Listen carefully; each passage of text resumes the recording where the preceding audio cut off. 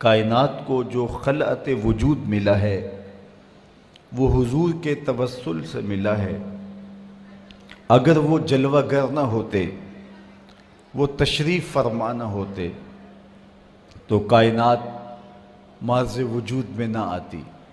محمد نہ ہوتے تو اے بندہ پرور خدا خود ہی ہوتا، خدائی نہ ہوتی۔ بزم کونین کی ساری رنگینیاں اور بزم عالم کی ساری بو قلمونیاں حضور کے ذکر سے ہیں، ان کے تذکرائے نور سے ہیں۔ اور اگر ان کا تذکرہ، ان کا ذکر اور ان کے تذکار کی مہک عالم میں نہ ہو تو سارا عالم پھیکا دکھائی دے۔ بلکہ میں تو یوں کہتا ہوں کہ ہمیں خدا تک جو رسائی نصیب ہوئی، خدا کی معرفت کا نور نصیب ہوا، وہ بھی حضور علیہ السلام کی تفعیل سے ہے۔ وگرنہ ایک ایسی ذات کو ماننا اور یقین بھی اتنا پختہ کہ ہمیں اپنے ہونے کا اتنا یقین نہیں ہے جتنا ذات باری کے ہونے کا یقین ہے۔ اور بالخصوص ماہ صیام میں یہ منظر دیکھنے کو ملتا ہے کہ سخت گرمی ہے، زباں کانٹا بن گئی، ہونٹ خشک ہیں، حلق خشک ہے۔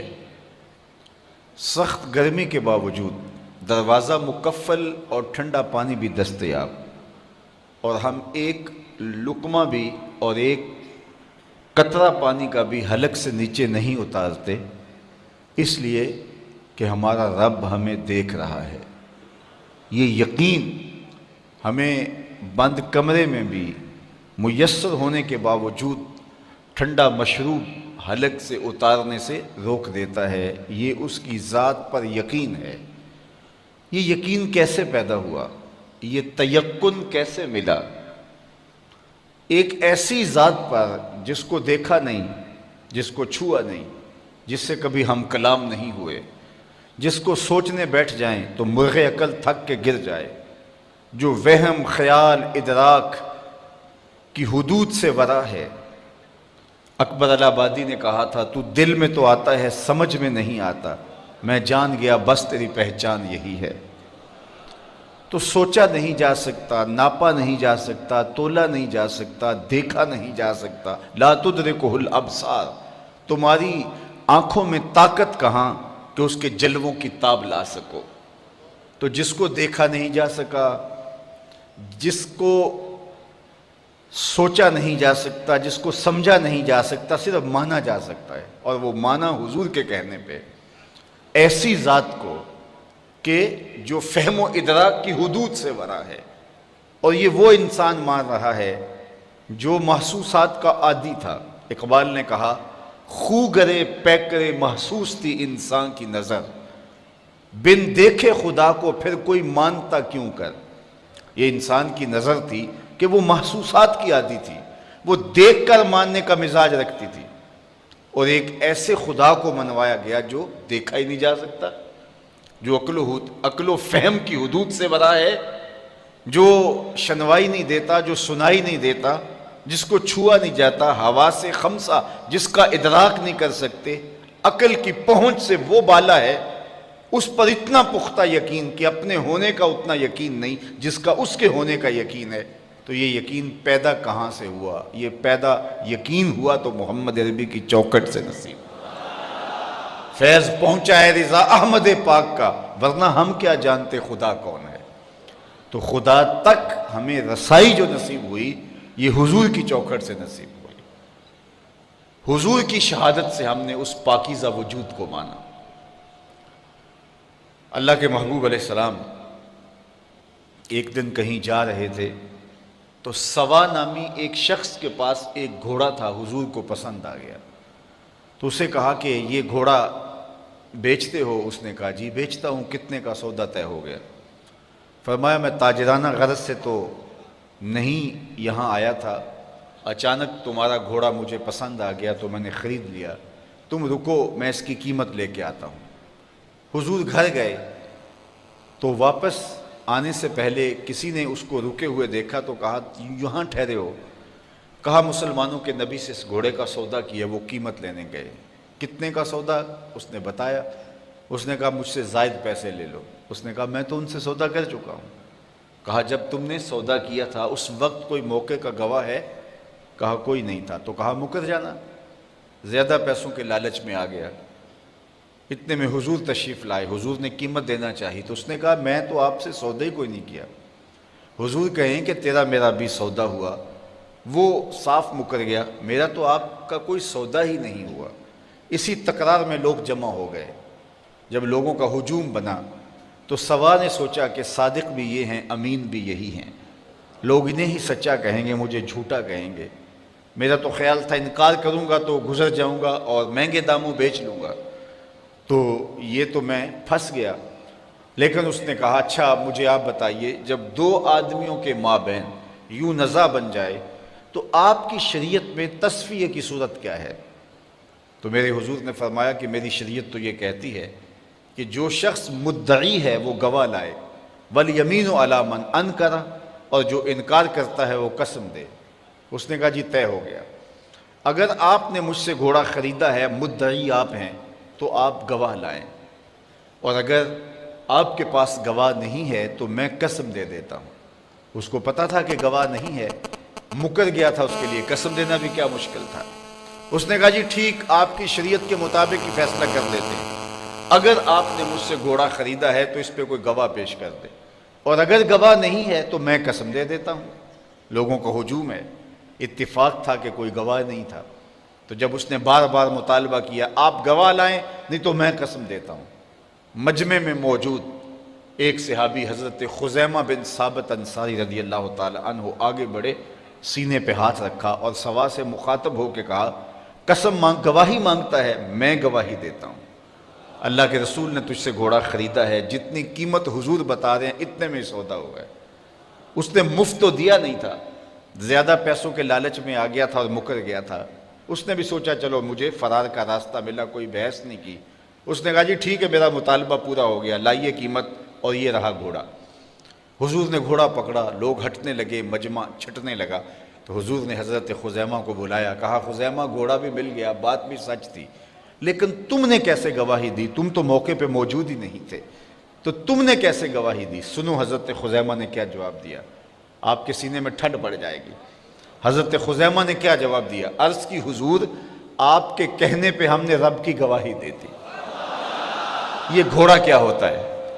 جنت دوزخ کی گواہی دے دی۔ کیا ہم نے دیکھا تھا؟ آپ نے کہا تو ہم نے مان لیا، اور یہ بھی تو آپ ہی کہہ رہے تھے کہ میں نے گھوڑا خریدا ہے۔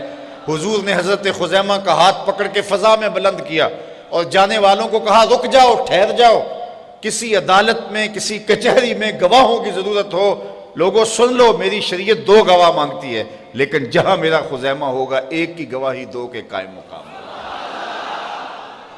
تو خدا تک پہنچنے کا راستہ ذات رسالت مآب صلی اللہ علیہ وسلم۔ قرآن مجید کا ایک اسلوب دیکھیے، ارشاد فرمایا وَإِذَا سَأَلَكَ عِبَادِي أَنِّي فَإِنِّي قَرِيبٌ، حبیب میرے بندے تیرے پاس آ کے میرا پوچھتے ہیں۔ اگر آپ کی توجہ ہو، وَإِذَا سَأَلَكَ عِبَادِي أَنِّي فَإِنِّي قَرِيبٌ، بندے میرے ہیں، آتے تیرے پاس ہیں، پوچھتے پھر میرا ہیں۔ حبیب میرے بندے تیرے پاس آ کے میرا پوچھتے ہیں۔ فَإِنِّي قَرِيبٌ، فا تاقیبیہ کے بعد علماء تفسیر نے لکھا کل مقدر ہے، لفظوں میں مذکور نہیں ہے لیکن مانن موجود ہے، تو اس کا مفہوم یہ ہوگا حبیب میرے بندے مجھے ڈھونڈتے ڈھونڈتے جنگلوں کی اور صحراؤں کی خاک چھانتے چھانتے تیری دہلیز تک پہنچتے ہیں اور تیرے سے میرا پتہ پوچھتے ہیں، تو ان آنے والوں کو بتلا دیجئے، کہہ دیجئے، تسلی دے دیجئے، دور نہیں ہوں، مل جاؤں گا، اگر طلب سچی ہے تو ضرور ملوں گا۔ تو کہا کہ محبوب میرے بندے میرے پاس آ کے تیرا پوچھتے ہیں، اللہ اکبر، انہیں کہہ دیجئے میں دور نہیں، نیڑے ہوں، مل جاؤں گا۔ یہ ترجمہ کل کے مقدر ہونے کے ساتھ ہے، لیکن اہل تصوف نے کہا، صوفیہ کہتے ہیں کہ کل مقدر ماننے کی ضرورت ہی کیا ہے، بات ہی سیدھی ہے۔ آواز آئی محبوب میرے بندے تیرے پاس آ کے میرا پوچھتے ہیں، تو محبوب جب تیرے پاس آ کے میرا پوچھتے ہیں تو میں پھر بھی دور ہوں۔ جب میرے بندے مجھے ڈھونڈتے ڈھونڈتے تیرے تک آ گئے تو محبوب جو تیرے تک آ گئے وہ میرے تک آ گئے، تیرے تک پہنچنا ہی تو میرے تک پہنچنا ہے۔ اقبال بولا خضر بتلائے تو کیوں کر بتلائے، اگر ماہی پوچھے کہ دریا کہاں ہے، محبوب تیری چوکھٹ پہ آ کے پھر بھی میرا پوچھ رہے ہیں، جو تیرے ڈیرے تک آ گئے محبوب وہ میرے تک آ گئے۔ اور میرے امام بولے بخدا خدا کا یہی ہے در، نہیں اور کوئی مفر مکر، جو وہاں ہو یہیں آ کے ہو، جو یہاں نہیں وہ وہاں نہیں، وہی لامکاں کے مکی ہوئے، سر عرش تخت نشی ہوئے، یہ نبی ہیں جس کے ہیں وہ مکان، وہ خدا ہے جس کا مکان نہیں۔ تو خدا تک پہنچنے کا راستہ ہی یہی ہے۔ قرآن مجید میں ایک اور اسلوب دیکھیے، قل ان کنتم تحبون اللہ فاتبعونی یحببکم اللہ، اے حبیب آپ ان کو فرما دیجئے اگر تم اللہ سے محبت کرتے ہو، یہ تمہاری طلب ہے، تم اس کے پیار میں نکلے ہو، اس کی محبت میں نکلے ہو، تو پھر کیا کرو، ساری زندگی لگے رہو گے، خدا کی قربت تمہیں نصیب نہیں ہو سکتی۔ خدت کی گتھیاں سلجھا لو لیکن صاحب جنون نہیں بن سکتے جب تک یہ چوکھٹ تمہیں نصیب نہیں ہوتی۔ حکیم نیٹشے ساری زندگی عقل کے بل بوتے پہ خدا کو ڈھونڈتا رہا، زندگی گزر گئی لیکن خدا تک رسائی نہیں ہو سکی۔ اقبال نے بڑے دکھ سے کہا کاش بودے در زمانے احمدے تا رسیدے بر سرود سرمدے، وہ اپنی عقل کے بل بوتے پہ خدا تک پہنچنے کی کوشش میں ساری زندگی گزار دیتا ہے۔ بو علی اندر غبار ناکا گم، دست رومی پردائے محمل گرفت، ساری زندگی اس غبار میں تلاش کرتا رہا محبوب کو، جس سواری پہ محبوب کا کجاوا تھا اور محبوب گزر گیا، اور وہ اڑتی ہوئی گرد میں محبوب کو تلاش کرتا رہا، ساری زندگی محبوب کا سراغ نہیں ملا۔ تو کہا محبوب ساری زندگی یہ تجھے ڈھونڈتے رہیں، انہیں منزل نہیں ملے گی۔ اقبال کہتا ہے کہ حکیم نیٹشے عقل کے بل بوتے پہ خدا تک پہنچنے کی کوشش میں لگا رہا، کہتے ہیں کاش ایک بار وہ شیخ احمد مجدد الف ثانی کو مل لیتا اور حضرت اس کو بازو سے پکڑ کے حضور کی چوکھٹ تک لے آتے، پھر خدا تک رسائی نصیب ہو جاتی۔ اس لیے کہ خدا تک پہنچنے کا راستہ ہی یہی ہے، کوئی اور دوسرا راستہ نہیں۔ تو اس آیت کریمہ میں ارشاد فرمایا اے محبوب فرما دو اے لوگو تم اللہ کی قربت چاہتے ہو، اس کی محبت چاہتے ہو، فاتبعونی تو میری اتباع کرو۔ حضرت داتا گنج بخش علی حجویری علیہ رحمہ کشف المعجوب کے اندر تصوف کی دو اصطلاحات کا ذکر کیا ہے۔ ایک اصطلاح کا نام ہے فرق اور دوسری اصطلاح کا نام ہے جمع۔ جس طرح جمع تفریق ہوتی ہے تصوف میں بھی یہ ان معنوں کے اندر جو مفہوم حضرت داتا صاحب بیان کرتے ہیں وہ یہ ہے، فرق کیا ہے؟ جب بندہ اللہ کی طلب میں نکلتا ہے اور اپنی نفسانی خواہشات کو ترک کرتا ہے اور عازم سفر ہوتا ہے، اس کی یہ سلوک کی منزل، اس کی تگ و تاز، اس کی جد و جہد، اس کی محنت، اس کی کد و کاوش، اس کے رت جگے، اس کے آنسو، اس کی سسکیاں، امید وصل کے لیے اس کی بھاگ دوڑ، یہ فرق کہلاتی ہے۔ وہ قرب الہی کے لیے دن رات کوشاں ہوتا ہے، کبھی سجدوں میں راتیں گزارتا ہے، کبھی روزے میں دن بسر کرتا ہے، کبھی سسکیاں لیتا ہے، کبھی آنسو بہاتا ہے، کبھی کعبے کا طواف کرتا ہے، کبھی حرم کی زمین چومتا ہے، کبھی کوئی اذیت، کبھی اور تکلیف، کوئی اور عبادت کی مشقت سہتا ہے، کس لیے کہ مجھے اللہ کی قربت نصیب ہو جائے۔ کہا اس ساری منزل کا نام فرق ہے، لیکن فرق کے راستے پہ ساری زندگی پہ کوئی گامزن رہے تو اس کو منزل نصیب نہیں ہو سکتی، خدا کا قرب نہیں مل سکتا۔ قرب الہی تب ملے گا جب جمع کا ضابطہ جو ہے وہ روح پذیر ہوگا۔ اور جمع کیا ہے؟ جب اس کی کرم نوازی ہو اور وہ بندے کو اپنا قرب عطا کرے۔ بندے کی طلب، بندے کی تڑپ، اس کا التہاب، اس کا پیچ و تاب، اس کا اضطراب، اس کی سسکیاں، اس کی عبادتوں کا گداز، اس کا رونا دھونا اور اس کی تڑپ اور اس کی بے تابیاں اور اس کی بے چینیاں ساری زندگی بھی رہیں، لیکن خدا کے قرب کی کوئی انتہا ہی نہیں ہے. ساری زندگی سفر کرتا رہے لیکن منزل اسے نصیب نہیں ہو سکتی، اس لیے کہ اس کی قربت کی کوئی انتہا ہی نہیں ہے. تو وہ چلتا رہے گا چلتا رہے گا. وہ کیا کسی نے کہا تھا کہ نہ سفر بشرط معال ہے، نہ طلب بقید سوال ہے، فقط ایک سیری ذوق کو میں بھٹک رہا ہوں کہاں کہاں. میرے دل کی یہ خلوتیں کئی بار سج کے اجڑ گئیں، مجھے بارہا یہ گما ہوا تم آ رہے ہو کشاں کشاں. تو بندہ تڑپ، بے چینی اور اضطراب کا اظہار کرتا ہے لیکن منزل نصیب نہیں ہو سکتی. اس کو ایک سادہ مثال سے سمجھانا چاہوں گا. بہلول کا نام آپ نے سنا ہے، مشہور مجاذیب میں ہے، اور یہ وہ لوگ ہوتے ہیں کہ تجلیات کے وفور سے جن کا شیشہ عقل ٹوٹ جاتا ہے، اور دنیا انہیں پاگل کہتی ہے، دیوانہ کہتی ہے، لیکن سادی کہتے ہیں سادیا نزدیک رائے عاشقاں خلق مجنو نندو مجنو عاقل است. لوگ کہتے ہیں یہ پاگل ہیں، لیکن حقیقت میں عقل والے یہی ہیں جو یار تک پہنچنے کا راستہ ڈھونڈ چکے ہیں، جو ہر وقت اس کے جلووں میں مبہوت رہتے ہیں. اصل تو عقل ان کے پاس ہے، شعور تو ان کے پاس ہے. بہرحال بہلول دجلہ کے کنارے گھومتا اور عجیب و غریب اس کی بظاہر حرکات تھی. ہارون الرشید ایک دن اپنے محل کی چھت پہ ٹہل رہا تھا. اس نے دیکھا کہ نیچے بہلول گزر رہا ہے. اس کے دل میں خیال آیا تو اس نے خادمین سے کہا کہ جلدی بہلول کو میرے تک پہنچاؤ. تو جو مامور تھے خدمت پر، انہوں نے اوپر سے نیچے کمند پھینکی، نیچے والوں کو اشارہ دیا، انہوں نے بہلول کو پکڑ کے ڈولی میں رکھا، اوپر والوں نے کھینچ لیا. 2 لمحوں کے بعد بہلول بادشاہ کے سامنے تھا. بادشاہ نے بہلول سے پوچھا مجھے ایک بات تو بتاؤ، تم خدا تک کیسے پہنچے ہو؟ مجھے یہ بات بتاؤ تم خدا تک کیسے پہنچے ہو؟ تو بہلول نے 2 لفظی جواب دیا. کہا بادشاہ جیسے آپ تک پہنچا. جو اللہ کے بندے ہوتے ہیں ان کی لمبی تقریریں نہیں ہوتی، بات میں سادہ و آزادہ، معانی میں دقیق. اقبال نے جو مرد کلندر کی نشانیاں بیان کی ہیں ان میں سے ایک نشانی بات میں سادہ و آزادہ، معانی میں دقیق.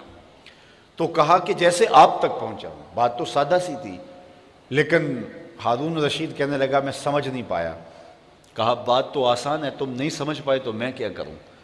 کہا تشریح چاہتا ہوں. کہا سنو، میں خود آنا چاہتا تو درخواست لکھتا، پھر دیوان خانے میں جاتا، جمع کرواتا، کئی مہینوں کے بعد ایک پروسیس کے بعد آپ تک پہنچتی، پھر آپ کی مرضی ہوتی تو آپ اس درخواست کو قبول کرتے، نہ کرتے. قبول کرتے تو پھر اپنی مرضی کا وقت دیتے. وہ مہینوں سالوں کے بعد بھی ہو سکتا تھا. پھر اس وقت پہ میں پہنچتا، آپ کے کوئی ضروری مہمان آ جاتے، کسی اور سلطنت کے سفیر آ جاتے تو میری ملاقات وہیں رہ جاتی. تو میں چاہتا تو کئی مہینے اور کئی سال لگ جاتے، ملاقات پھر بھی آپ کی مرضی پہ موقوف تھی. اور جب آپ نے چاہا تو 2 گھڑیاں بھی نہیں لگی، جب آپ نے چاہا تو 2 لمحے بھی نہیں لگے. مانا کہ سفر، محبت کی سفر میں ہر گام پہ 100 مشکل ہے، لیکن یہ سفر آسان بھی ہے اگر ساتھ تمہارا ہو جائے. تو کہا کہ بندہ چاہے تو ساری زندگی فرق کے راستے پہ گامزن رہے لیکن منزل نصیب نہیں ہوتی، لیکن جب وہ چاہے تو جمع کا قاعدہ جب سامنے آتا ہے تو پھر 2 لمحے بھی نہیں لگتے. اب وہ جمع کا قاعدہ کس طرح سامنے آتا ہے تو اس آیت کریمہ میں بتایا قل ان کنتم تحبون اللہ. اے محبوب فرما دیجئے لوگو اگر تم اللہ کی طلب میں نکلے ہو، اس سے محبت کرتے ہو، فاتبعونی، تم میری اتباع کرو. تو پھر کیا ہوگا؟ تم طلب کرنے نکلے تھے، تم تلاش کرنے نکلے تھے، یحببکم اللہ، وہ رب ہو کہ تم سے پیار کرنے لگ جائے گا. یعنی حضور اگر درمیان میں آ گئے تو تمہاری طلب، تمہاری جستجو بامراد ہو جائے گی. نکلے تم تھے محب بن کے، تم اس کی قربت کے لیے کوشاں ہوئے تھے، تمہاری آرزو یہ تھی کہ ہم اس کا قرب پالے. لیکن جب تم نے حضور کو محبت اور حضور کو پیار اور حضور کو الفت کے رنگ کے اندر مانا اور حضور کی اطاعت اور فرما برداری کو تم نے شعار زندگی بنا لیا، تم طلب کرنے نکلے تھے، اس کی رحمتیں تمہیں تلاش کریں گی، وہ تمہیں رحمتوں سے نوازے گا اگر تم حضور علیہ السلام کی اتباع اور حضور کی محبت کرو. اس لیے خدا تک پہنچنے کا ایک ہی راستہ ہے اور وہ حضور کے قدموں تک پہنچنا ہے. اقبال کے سارے کلام کا رس نچوڑیں تو خلاصہ یہ نکلتا ہے کی محمد سے، خلاصہ یہ نکلتا ہے بمصطفیٰ برساں خیش را کے دی ہماؤست، اگر بہو نہ رسیدی تمام بولا بیست. اقبال کہتے ہیں اپنے آپ کو کھینچ کے حضور کے قدموں تک لے جا، سارا دین اسی کا نام ہے، اور اگر تو حضور تک نہیں پہنچا تو کلمہ پڑھ کے بھی ابو لہب کا ابو لہب ہی رہا۔ اس لیے اگر میں اور آپ چاہتے ہیں کہ ہمیں خدا کی قربت نصیب ہو تو ہمیں حضور کی راہوں تک پہنچنا ہوگا، حضور کے طریقے کو اختیار کرنا ہوگا، ان کے طرز زندگی کو اختیار کرنا ہوگا۔ ہم دعوی محبت رکھتے ہیں اور ہم اپنے دعوی محبت میں سچے ہیں، لیکن ہم نے یہ دیکھنا ہے کہ ابھی ہماری محبت کہیں ناپختہ تو نہیں ہے، چونکہ محبت محب کے لیے یہ بات لازم کر دیتی ہے کہ وہ محبوب کی اطاعت کو شعار زندگی بنا لے۔ محبوب نے جو حکم دیا ہو اس کو ماننا تو جان لڑا کر بھی ضروری ہوتا ہے۔ محب تو محبوب کی صرف منشا کو دیکھتا ہے کہ محبوب کی منشا کیا ہے۔ محبوب کا حکم وہ تو حکم ہوتا ہے، محبوب نے کہہ دیا تو پھر اپنی خواہش کیا رہ جاتی ہے؟ تیرے ہندیاں سندیاں محبوبہ میں کافر ہوا جے میں ہوا۔ جب محبوب نے کہہ دیا تو پھر تو کوئی بات ہی نہ رہی۔ اصل جو محب ہوتا ہے وہ محبوب کے حکم کا انتظار نہیں کرتا، محبوب کی منشا دیکھتا ہے کہ محبوب کی منشا کیا ہے۔ مدینہ المنورہ کی ایک گلی سے میرے حضور گزر رہے ہیں تو ایک ایسا مکان بن رہا تھا جس طرز تعمیر کو حضور پسند نہیں کرتے تھے۔ حضور نے روک کے پوچھا یہ کس کا مکان ہے؟ کہا فلاں انصاری صحابی کا۔ حضور نے کچھ نہیں کہا، گزر گئے۔ کسی نے اس انصاری کو جا بتایا حضور نے تیرا مکان دیکھا تھا، چہرے پہ آثار پسندیدگی ظاہر نہیں ہوئے۔ اس نے کہا اچھا، کہا ہاں۔ اس نے کدال لیا اور مکان کو زمین کے برابر کر دیا۔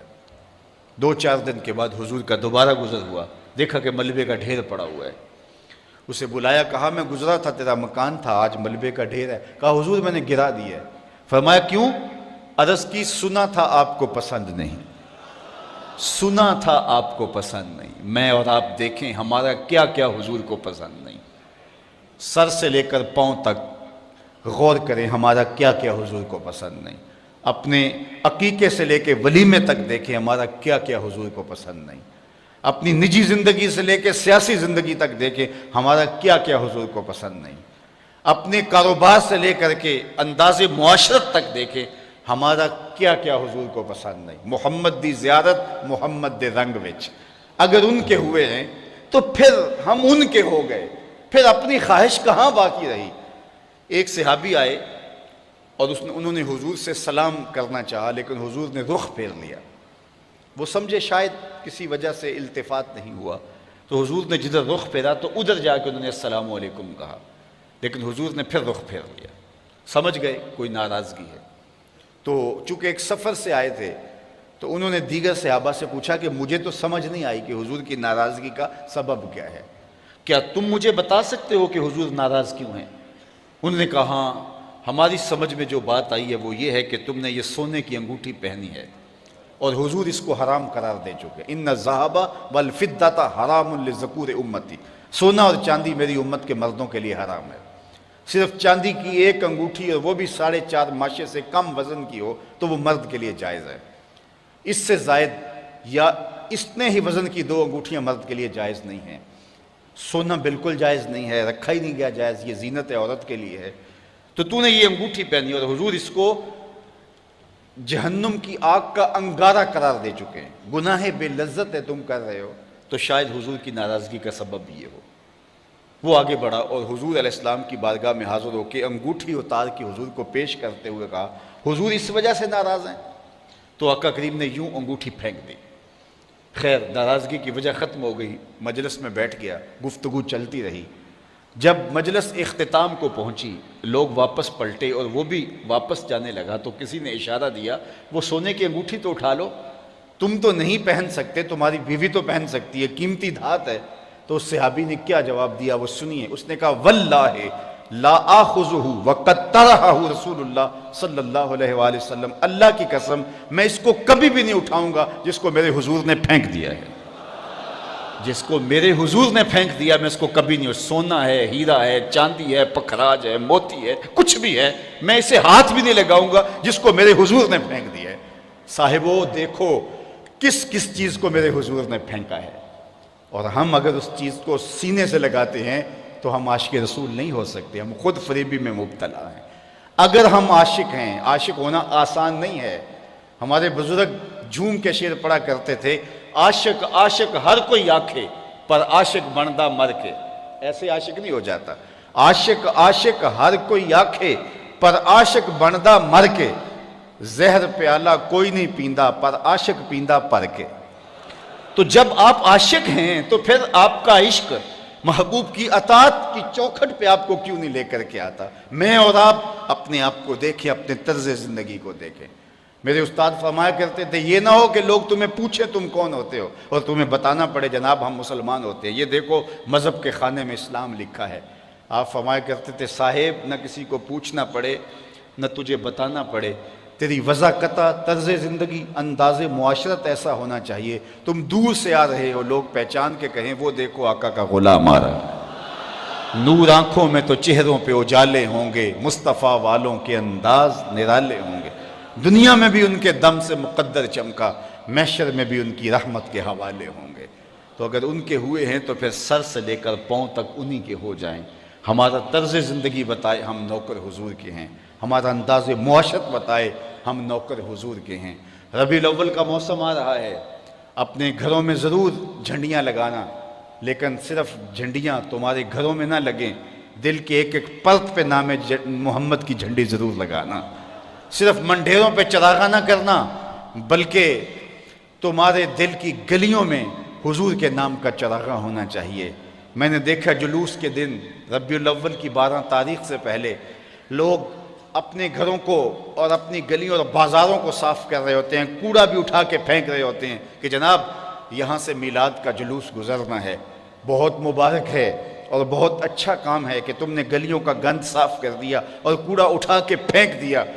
صاحب ایک جھاڑو لے کے دل کی نگری میں بھی آؤ، بہت سارے کوڑے یہاں بھی پڑے ہوئے ہیں، بہت سارے ڈھیر نفرتوں کے، حسد کے، کینے کے، بغض کے یہاں بھی پڑے ہیں، اور آؤ کوئی جھاڑو لے کے ادھر بھی آؤ اور اس دل نگر کی بھی صفائی کرو اور اندر سے بھی اور باہر سے بھی حضور کا میلاد مناؤ۔ میرے شیخ فرماتے ہیں یاری لا تو پاک نبی سنگ، اے پر پوری یاری پھر درود قبول ہے تیرا لکھ نہ لو ایک واری۔ پھر تم ایک بار ہی پڑھو گے تو وہ لاکھ سے زیادہ وزنی ہوگا جب تمہارا اندر بھی درود پڑھ رہا ہوگا تمہارا باہر بھی درود پڑھ رہا ہوگا۔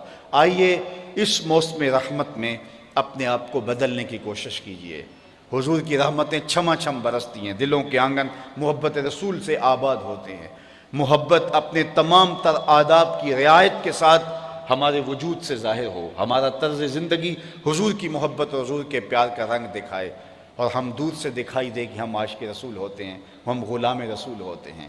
اور اگر ہم اپنی خواہش کی زندگی بسر کرتے ہیں اور دعویٰ عشق رسول کرتے ہیں تو پھر ہمیں بہت زیادہ سوچنا چاہیے۔ اقبال نے کہا تھا چوں بنام مصطفیٰ خانم درود، از خجالت آب می گردد وجود، عشق می گوید کہ محکوم غیر، سینہ تو از بتا مانند دیر، تا نداری از محمد رنگ و بو، از زبان خود میالہ نام او۔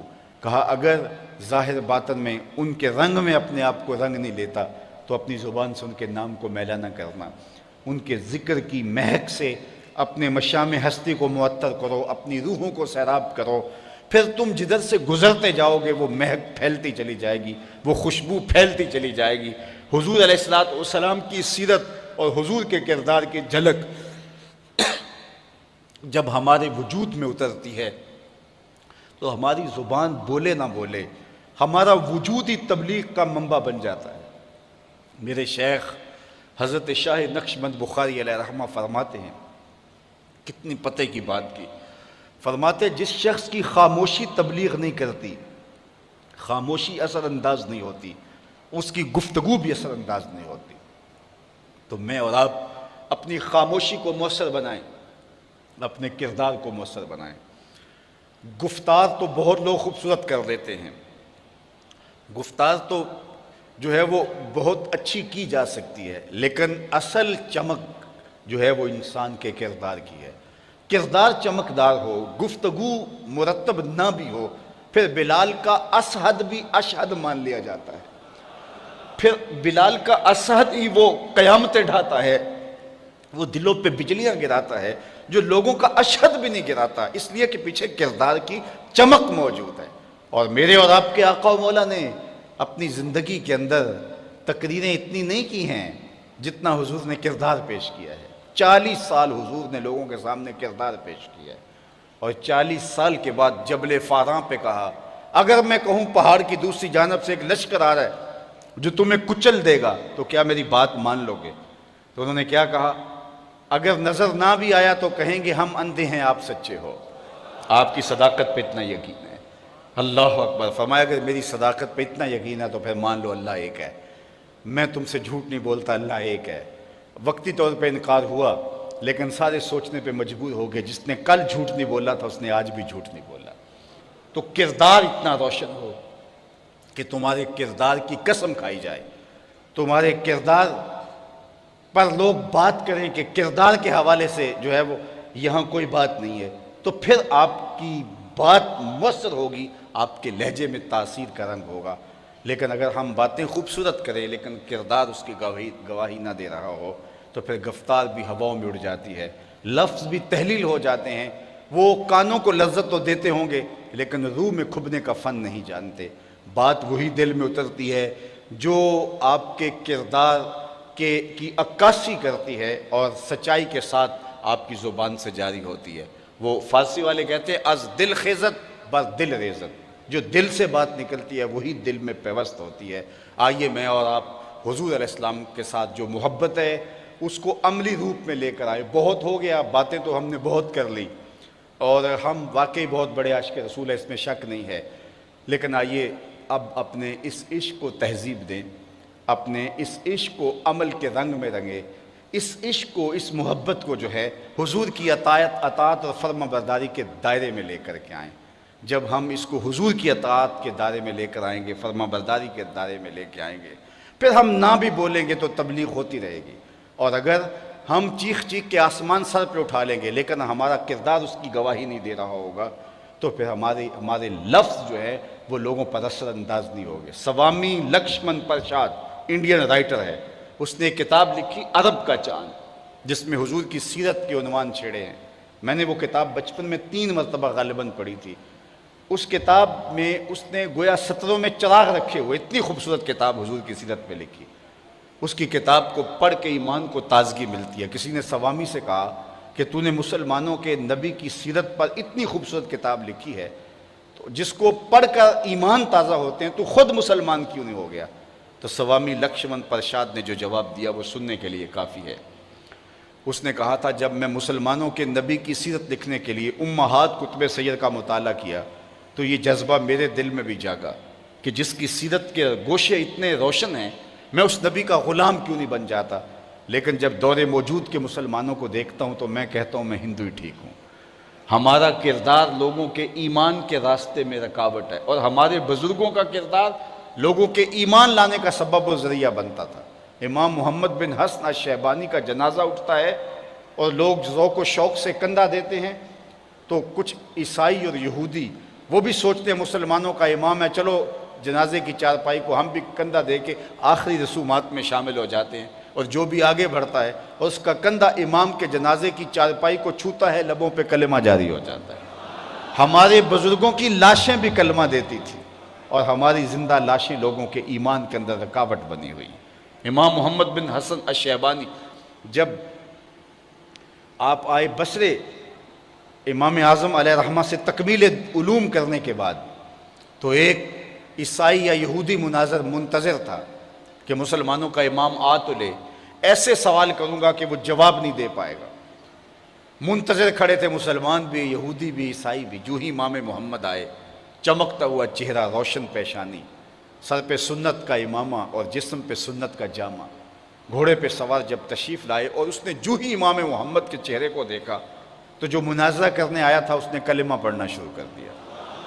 سودا لینے کے لیے بازار گئے، ہاتھ اس کے بکے جس کے خریدار گئے، تو اس کے لبوں پہ کلمہ جاری ہو گیا۔ تو لوگوں نے کہا کہ تم تو مناظرہ کرنے آئے تھے، تم نے اس کو دیکھتے ہی کلمہ کیسے پڑھنا شروع کر دیا؟ تو سنو اس نے جو جواب دیا اس مناظر نے، وہ سننے کے قابل ہے۔ اس نے کہا جب میں نے امام محمد کے چمکتے ہوئے چہرے کو دیکھا اور روشن پیشانی کو دیکھا تو میرے دل نے بے ساختہ کہا جب مسلمانوں کا چھوٹا محمد اتنی شان والا ہے، بڑے محمد کی شان کیا ہوگی؟ یہ شان ہے خدمت گاروں کی، سرکار کا عالم کیا ہوگا؟ تو اگر ہمارا کردار اچھا ہو تو ہمارے کردار سے لوگ کتنے متاثر ہوں کہ جب ایک امتی کا یہ کردار ہے تو نبی کے کردار کا عالم کیا ہوگا۔ لیکن آج ہمارا کردار لوگوں کو دین سے دور ہٹاتا ہے۔ اس لیے صاحب میری گفتگو کا زیادہ زور ادھر ہی رہتا ہے کہ ہمیں اپنے کردار پر توجہ دینی چاہیے اور اپنے اندر اترنا چاہیے۔ ہم نے نعرے بھی بہت لگا لیے اور ہم نے تقریریں بھی بہت کر لی، ہم نے محافل اور مجالس بھی بڑے بڑے پیمانے پہ منعقد کر لی۔ اب ہم آئیں تھوڑا سا سفر کردار کی طرف کریں، تھوڑا سا سفر اطاعت رسول کی طرف کریں، ہمارا طرز زندگی بتائے کہ ہم حضور کے نوکر ہیں اور دور سے پہچانے جائیں کہ ہم حضور کے غلام ہیں۔ اللہ ہم سب کو غلامی رسول کی بہاریں عطا کر دے، اور ہم جئیں تو حضور کے لیے، ہم مریں تو حضور کے لیے، اور زندگی کی آخری سانس تک حضور کے وفادار رہیں۔ اور اقبال کے کلام کا خلاصہ یہ ہے، کی محمد سے وفا تو نے تو ہم تیرے ہیں، یہ جہاں چیز ہے کیا لوح و قلم تیرے ہیں۔ اقبال کہتے ہیں ان سے وفا کر لو، پھر قلم بھی تمہیں دے دیں گے، تختی بھی تمہیں دے دیں گے، پھر تمہاری تقدیر کے فیصلے کہیں اور نہیں ہوں گے بلکہ خدا بندے سے خود پوچھے گا بتا تیری رضا کیا ہے۔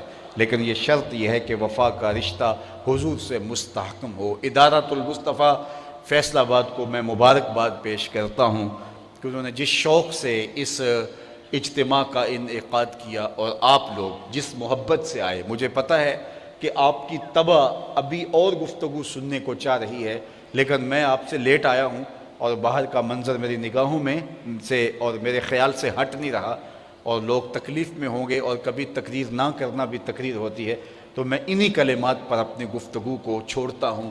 وآخر دعوانا ان الحمدللہ۔